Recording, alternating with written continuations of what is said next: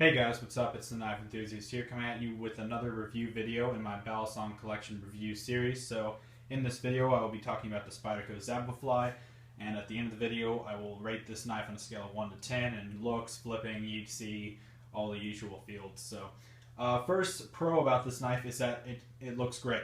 It's different, it looks really cool, and the blade style is what really, dedicate me to buying it, I guess you would say. So get a good zoom in here. If I could zoom in here really well. So 154 cm made by Spyderco, Golden, Colorado, USA Earth. And look at that blade. That's just such a unique and cool looking blade. It's got that nice curve in the bottom of the blade, nice belly with that nice curve in the top. And I love how they did this like mini swedge here. Looks fantastic. It is a gorgeous looking blade. Love this blade. Looks really cool. So the handles, they're curved, which I really like. It really flows with the knife. We'll put it back down here and zoom in again, hopefully. Not working. So you can see how it really flows with the handle a little bit, kind of making an S formation shape. I think it looks really cool. And they also kept with the Spyderco holes, because everybody knows that Spyderco has to have their kind of whole logo thing in all their knives, but you can't really put that in a Balisong.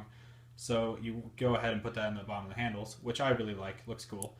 Has a spring latch, which my particular Szabofly does not latch closed very easily, or very tightly, I could say. It's almost like a hair trigger. It just kind of flies off there a little bit. Or not so much, but it doesn't lock up very tight, I would say.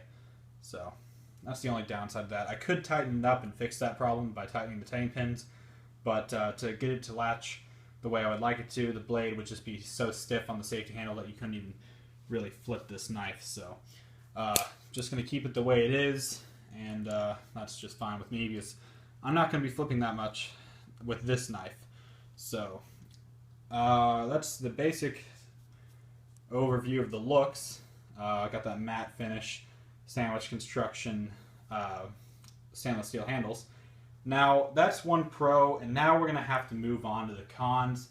And for looks, I give this knife a 10 out of 10. This is probably one of the coolest knives that I've ever seen, and that's one of the basically the main reason I bought it.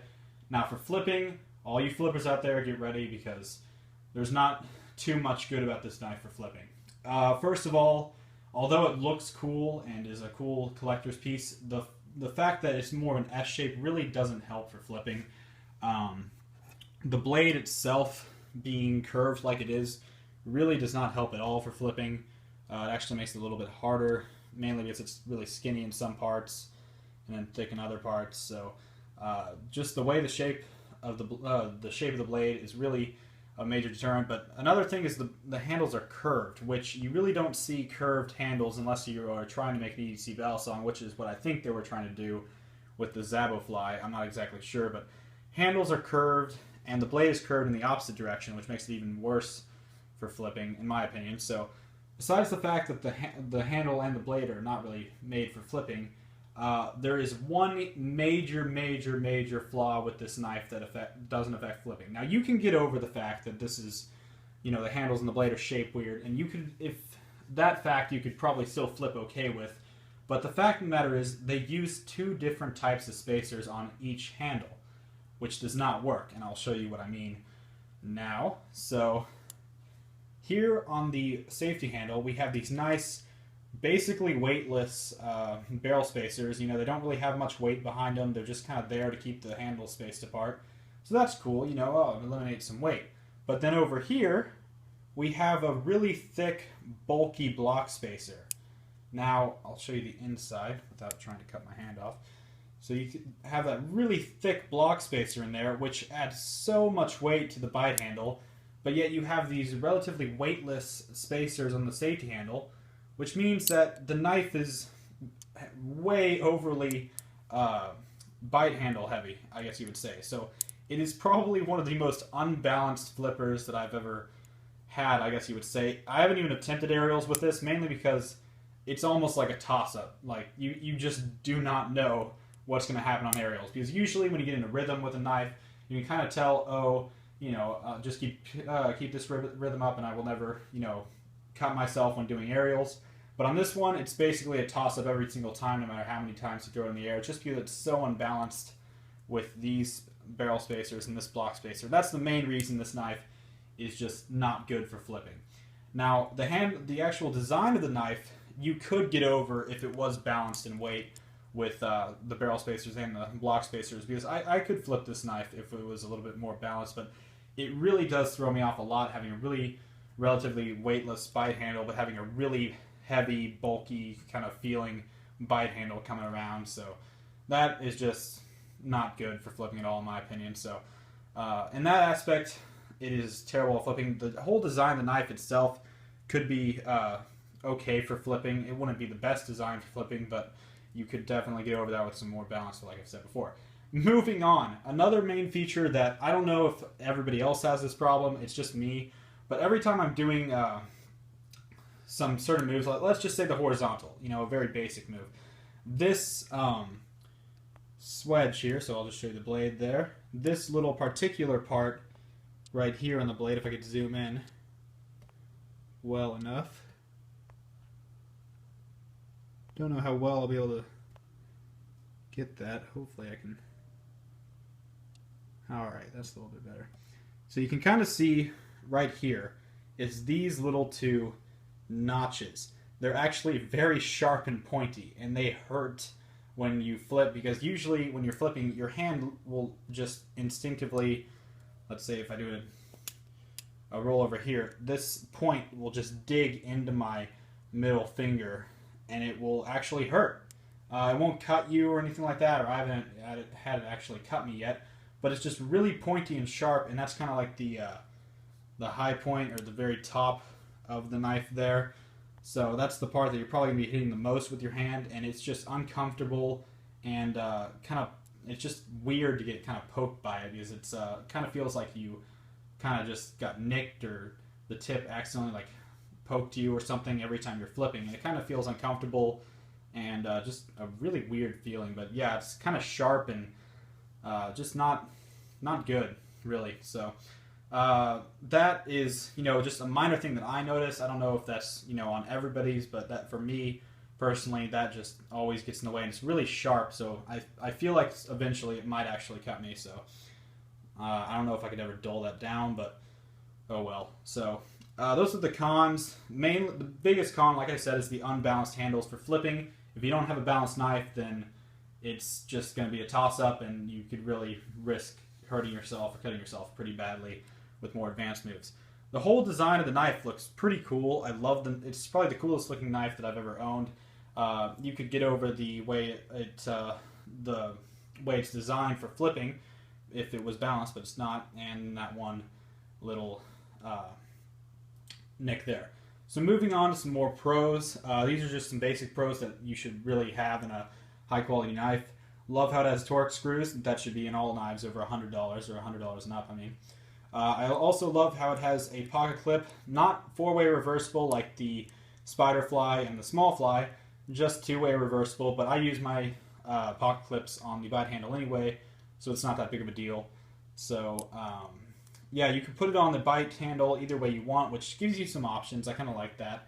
Love the spider holes, although it's on all the Spyderco Ballys. I just love them for latch manipulation. And what more can you ask for than a spring latch? It is literally my favorite latch out of all Balisongs. Latch is really closed, and then you just squeeze a Balisong, and it just flies right open.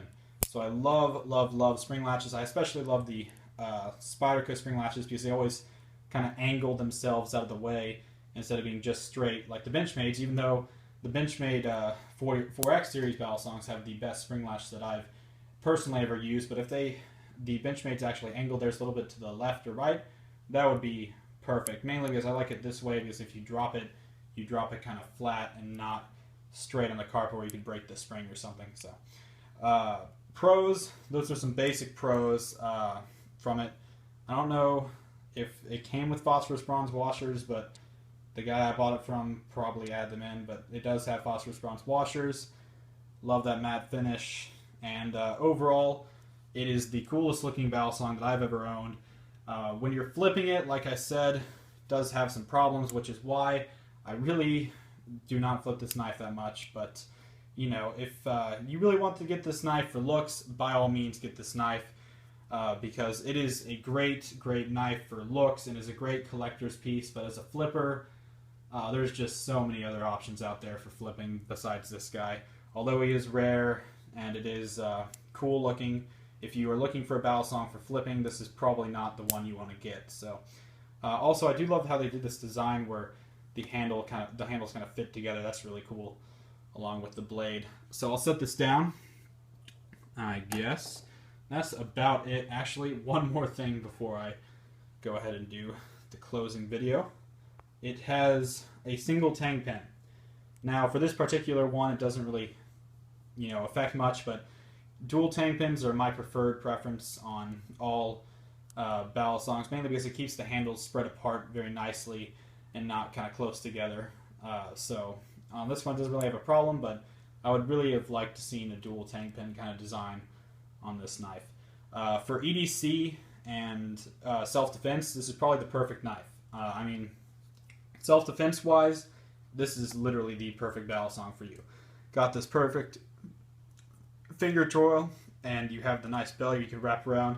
You can choke up here, or I don't know if you could choke up there, but this is kind of a nice little thumb ramp where you just keep your thumb there and have a nice secure grip. So for self-defense, it's a great knife, and that's why I think this knife was mainly designed for self-defense. EDC, I don't think they had EDC in mind that much, but it does have a very secure grip and is very comfortable in the hand for, if you wanted to do some hard work or defend yourself. So it is very good in that aspect, but for flipping, not so much. So, on the charts, let's start off with looks. 10 out of 10. Probably the coolest looking Balisong I own, and I just think it's great. Flipping, I give it like a 3. And a lot of you know I've never really rated a Balisong under a 5, but this knife, honestly, is just really bad for flipping. Mainly, it's off balance, kind of hurts a little bit and pointy on the spine, and the way it's designed isn't really made for flipping. So I give it like a 3 out of 10. It's not terrible. It is great quality because it's a Spyderco Balisong and it's very smooth because of the washers. But you could do better for a high-end production knife that's rare or discontinued. So flipping aspects, give it a 3 out of 10, which seems a little low, but I'm just going to stick with it. EDC, I'd give it maybe a 5, mainly because I feel like this is more of a self-defense knife, was what it was designed for. I don't feel like that blade shape is an EDC knife kind of thing, so I'll give it a 5. In self-defense, 10 out of 10. So it really excels in looks. It's a great collector's piece in self-defense, but for flipping and EDC, which are basically the two main things that you would want in a Balisong, it kind of isn't as good in those areas. So I would strongly recommend, if you're looking for another production, if you're looking for a Spyderco out of production rare Balisong, then I would recommend maybe a Spyderfly, because at least that one is a little bit better for flipping than this one. So thank you guys for watching. I had fun making this review video. I will be posting some more here and there shortly within the next week, and hopefully get through some more of my collection before I get even more knives in to review. So I do have some more knives coming in, so you can stay tuned for that. I have some unboxings to do. I do have a new knife storage case, which I don't have stands to put the knives on yet, so until I have that, can't make a video on that. But I will be continuing this review series very shortly, along with adding some new knives to that my collection to review as well. So hope you guys enjoyed the video. Had a lot of fun making it. Haven't made one in a little while, so it was fun to get back into it. So thank you guys for watching. This has been The Knife Enthusiast. Subscribe, like this video, and I will see you next time.